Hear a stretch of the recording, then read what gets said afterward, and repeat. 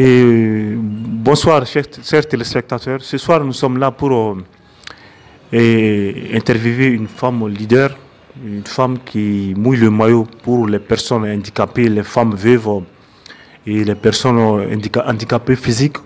Et elle existe depuis les années 2013. Et alors, c'est Madame Coulibaly Aïssata Diakité. Et elle va quand même rentrer dans les détails.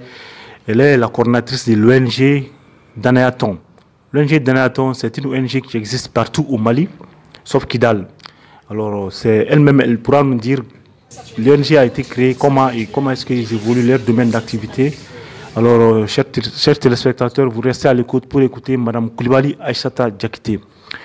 Mme Coulibaly, bonsoir. Oui, bonsoir. Et alors, vous êtes la coordinatrice, sinon la promotrice de l'ONG Danayaton. Alors, pouvez-vous nous dire, l'ONG Danayaton, qu'est-ce que c'est d'abord l'ONG Danayaton? Qu'est-ce que vous faites comme activité? Vous occupez de quoi?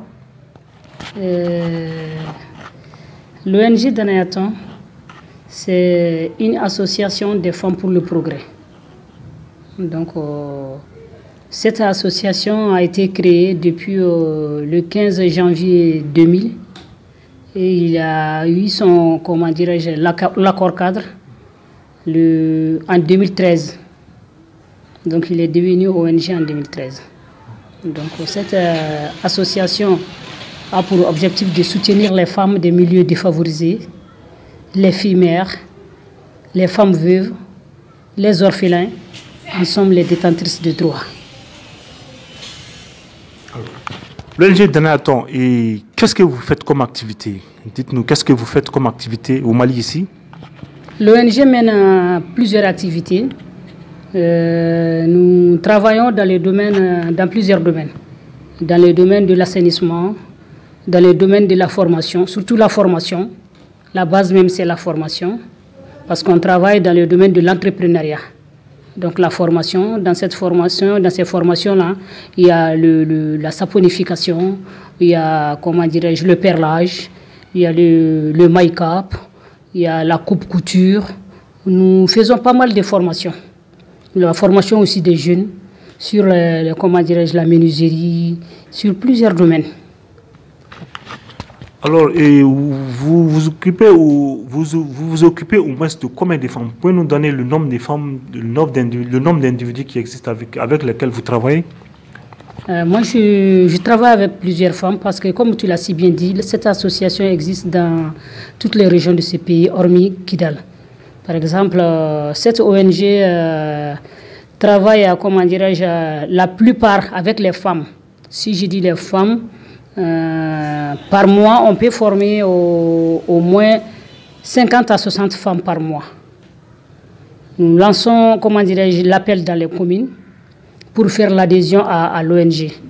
Donc, ceux qui sont intéressés, ils viennent prendre le ticket à 1000 francs. Et si tu prends ces tickets-là à 1000 francs, mais on attend jusqu'à ce que la liste atteigne au moins 100 personnes. 100 personnes, les femmes, les jeunes filles, tu as vu. Donc, si la liste atteint 100 personnes, c'est là qu'on commence à lancer la formation. Par exemple, la commune 1, si la commune 1 a fait, comment dirais-je, son adhésion, et qu'il y a des jeunes filles qui veulent faire la coupe-couture, on prend la liste de ces jeunes filles-là, plus la liste des femmes aussi, des groupements aussi de la commune 2 qui veulent faire aussi la coupe-couture. On les associe. Si on atteint au moins 50 jeunes filles qui veulent faire la coupe-couture, là, on lance la formation. Alors, quels sont vos partenaires avec lesquels vous travaillez? Je travaille avec pas mal de partenaires. Il y a, comment dirais-je, le Suisse Contact, il y a le SECO ONG, il y a le PNUD, il y a l'ambassade du Canada, il y a Oxfam Voice,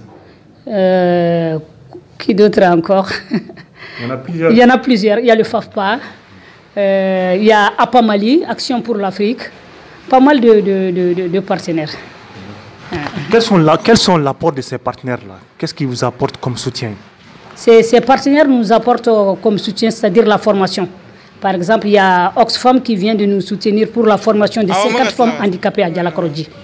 Donc, nous venons de terminer ça. Ils nous soutiennent, la plupart de nos partenaires nous soutiennent dans le domaine de la formation. Le Canada, l'ambassade du Canada aussi, c'était la même chose. Et vous parlez d'handicapés, les handicapés physiques. Et ces handicapés physiques-là, vous pouvez nous dire comment vous faites avec eux? Parce qu'avec les handicapés, souvent, c'est un peu compliqué. Dites-nous, est-ce que c'est sûr que ça vous accentue beaucoup? On travaille beaucoup avec les handicapés. Tu sais, au Mali, ici, les handicapés sont les personnes les plus, comment dirais-je, marginalisées. Donc c'est pourquoi on travaille beaucoup avec les handicapés. Donc la façon dont on travaille avec les handicapés, par exemple, comme je viens de te le dire, avec les 50 femmes là, ce n'est pas toutes les 50 femmes qui sont des femmes handicapées. Tu as vu, on les mélange aussi avec des femmes qui ne sont pas malades, qui sont en bonne santé.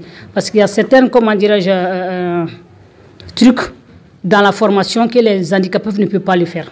Donc elles sont toujours accompagnées, tu as vu, par d'autres femmes pour qu'ils puissent exécuter comme il faut comment dirais-je, les travaux qu'on les confie. Avec les orphelins, on cherche des parrains. On cherche des parrains pour soutenir ces enfants-là à l'école.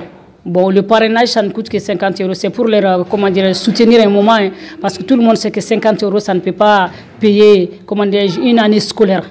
Donc, on a des partenaires en France qui nous soutiennent vraiment dans ce domaine-là. Donc, c'est-à-dire Catherine, on a un représentant là-bas qui s'appelle Catherine Latil, donc qui nous cherche des parrains pour que ces enfants puissent étudier.